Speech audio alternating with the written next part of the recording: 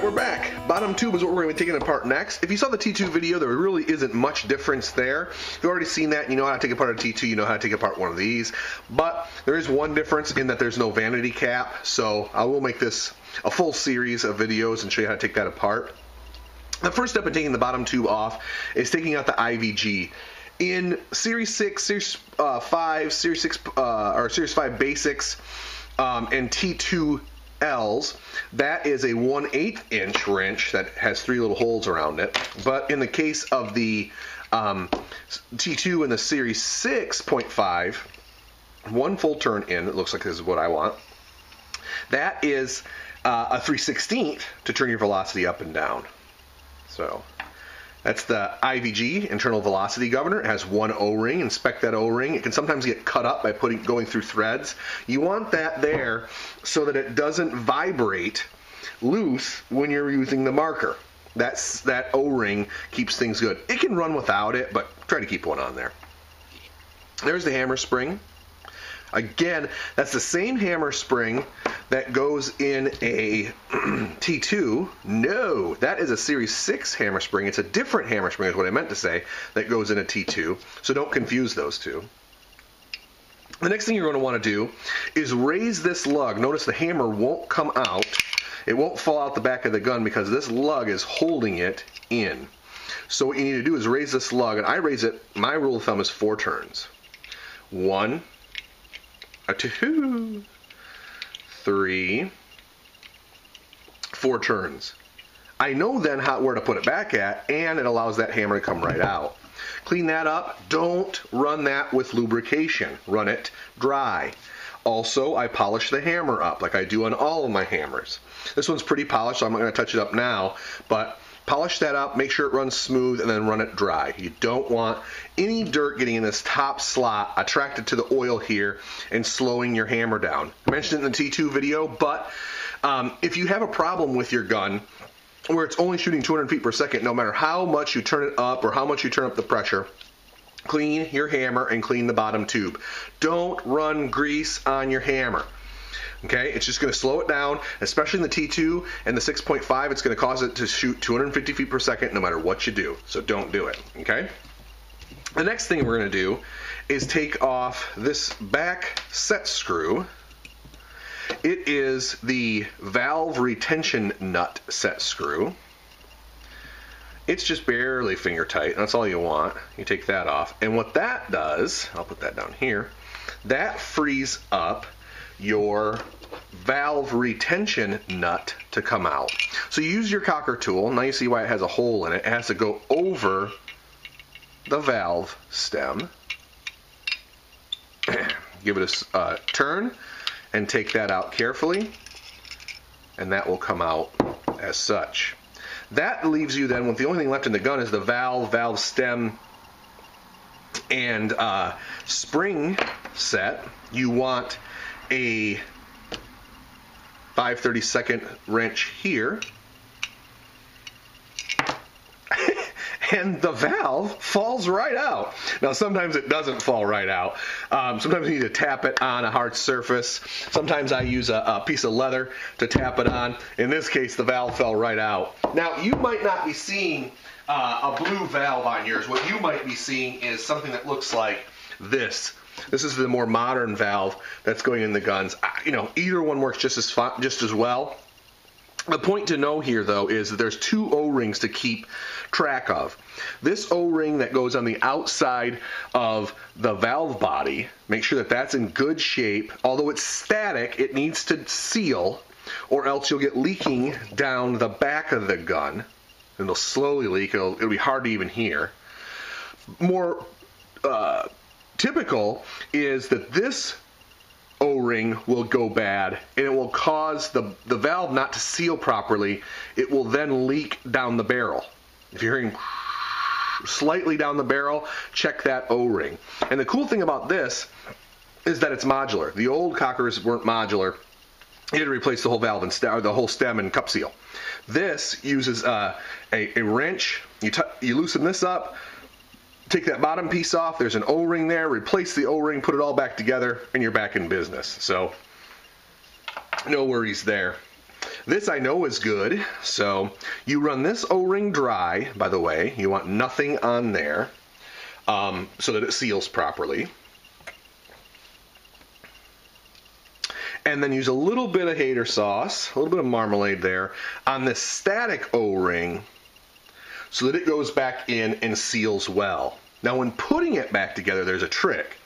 You put this jam nut back on here, the valve retention jam nut, and you stack it all on your cocker tool. Okay? That allows you then, after you clean out this bottom tube if it's dirty at all, that allows you then to put everything back inside. Now I just put it, horizontal to or vertical to vertical, but I'll just do a little bit sideways here to show you how I do that. It slides in and you start tightening it up. Now look in that hole and look at that blue valve body. What you're going to start to see is there's the divot that takes the valve retention grub screw.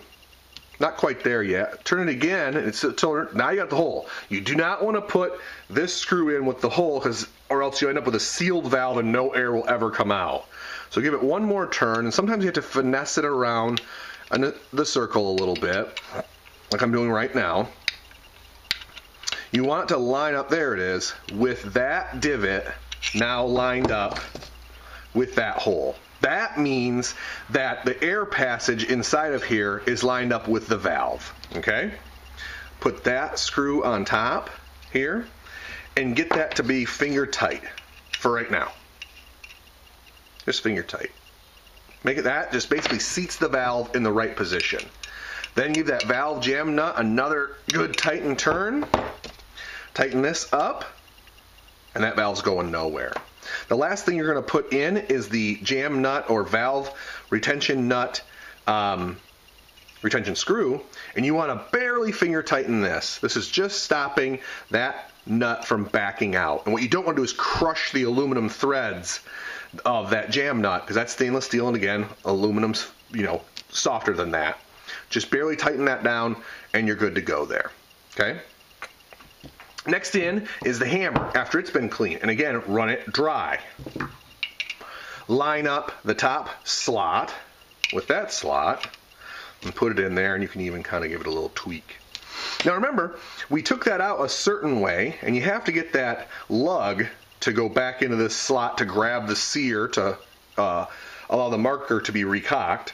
So what you need is a 1/8 inch tool, Allen key, and you want to go 4 back down. So that's how many we took it out. This is 3. This now is 4. So that is going to put the lug at the correct depth, or close to the correct depth, so when I'm timing this later, I don't have to worry about it too much. It's not going to be too far off. Okay? The next thing that goes in is the hammer spring, and then the IVG. And remember, I was 1 turn in from flush. This all makes sense later. Then when you're putting these 2 bottom screws back on, remember the small screw goes in back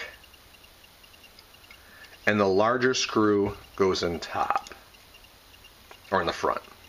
You want to give them about the same depth. That gets it ready for the grip frame. And that's it for the bottom tube. You've taken apart the valve, you've solved any leaks at that point if you had any leaks, and you've put it back together. So the next thing, I'll put this together and we'll time it and we'll chrono it to make sure it's shooting right. See you then.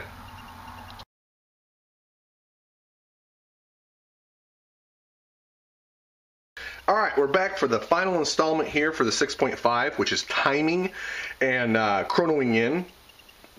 This will be pretty quick. The marker's basically been put back together. No paint in the marker yet, but the barrel's on just to keep it a little bit quieter for the video. The tank is on, but I haven't turned, or tank is on the gun, but I haven't turned it on yet. Here's why. If you turn it, try to turn it on without cocking the marker, you get leak down the barrel. You have to pump the marker first, which takes the hammer off the valve, and then turn it on. And everything should seal at this point, okay?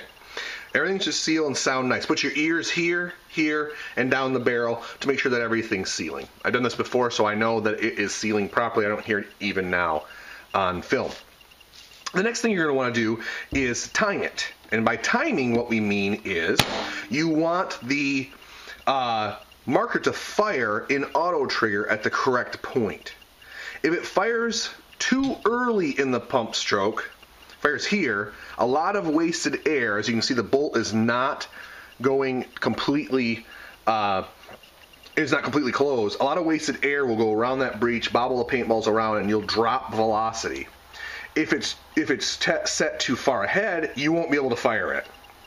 So what you want is for it to fire at 1/8 inch gap. You always just use your little 1/8 Allen key to have a good idea. You want it to fire at 1/8 inch gap. Right about there is how you want that to fire. Okay? You don't want it to fire back here, and you don't want it to fire when it's completely shut. You want it about there. That's timed correctly. So let's see how we did. Hold your thumb down, pump it slowly forward. It's a little bit close. It's a little bit, the lug is a little bit too low. So I will raise it just a little. Now here's the trick with this. You have to drop the pin back in and bring the hammer back just a little. I'll loosen this. I'll raise the lug up slightly. And then try it again. You don't have to put the bolt back in to keep testing it.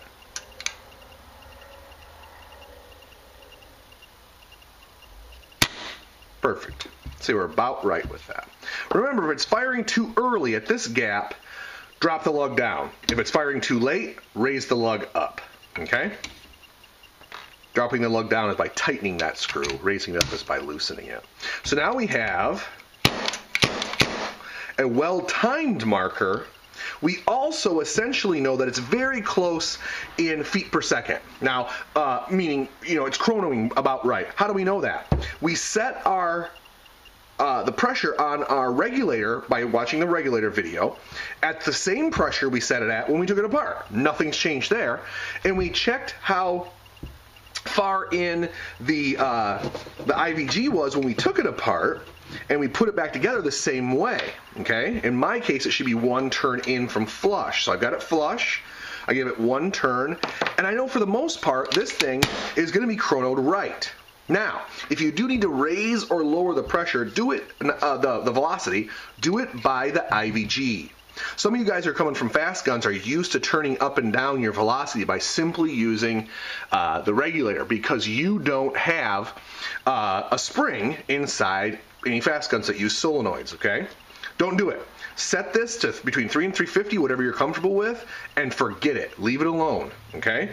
There's a couple of reasons for this. One, you mostly want to use spring tension to change your velocity. And two, if you turn up this regulator too high, it'll actually close the valve faster and cause your pressure to go down after a time, getting the exact opposite effect than what you're used to. And that really confuses people that are coming from semi-autos and fast guns to pumps.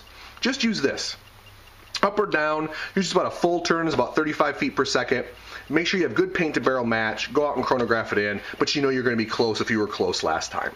They come from the factory chronographed right, so try to replicate those settings if you're worried about anything else. But that's it for the Series 6.5. That's it taken apart and put back together. If you've got any questions, post them up on Facebook, and I'll try to address them as fast as I can. Thanks for watching.